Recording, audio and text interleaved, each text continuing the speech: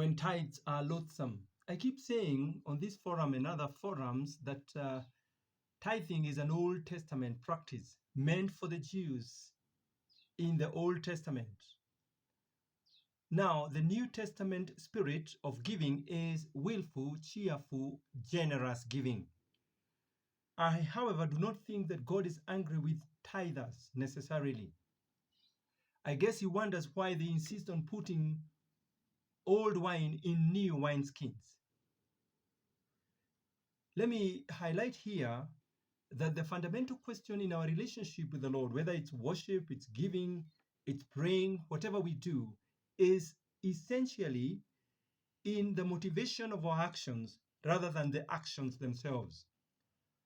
God has the role, the sole monopoly of seeing the heart. No one else can see the heart, and therefore he judges the motives. Man has absolutely no capacity of knowing the motive of the heart. No one can tell you what you are thinking, why you are thinking what you are thinking. They can only see the actions and therefore judge accordingly. In the book of Amos, God rebuked the Israelites for paying lip service to him in their worship. So they would worship them with their lips, with their deeds, but their hearts were away from him. They still arrogantly gave their tithes and offering and proudly offered all different kinds of sacrifices to God. When he looked at their hearts were far away from him.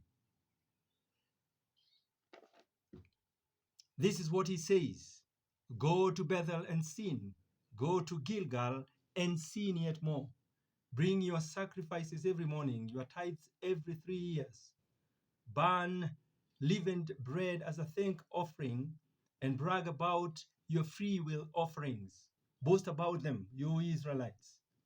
For this is what you love to do, declares the sovereign Lord. Amos chapter 4 verse 4 to 5. He adds, I despise your religious feasts. I cannot stand your assemblies. Even though you bring me burnt offerings and grain offerings, I will not accept them. Though you bring choice fellowship offerings, I will have no regard for them. Away from me, away with the noise of your songs. I will not listen to the music of your harps. Amos 5:21 to 23. In a dispensation where believers seem to have a very low self-esteem and seem to go all out to please other men, so that men just are out to please other men, what ought we to do? Don't we therefore need to check the motives of our hearts? Remember, on the judgment day, when we stand at the judgment seat of Christ, he will not judge the multitude of our actions, but the motives behind those actions.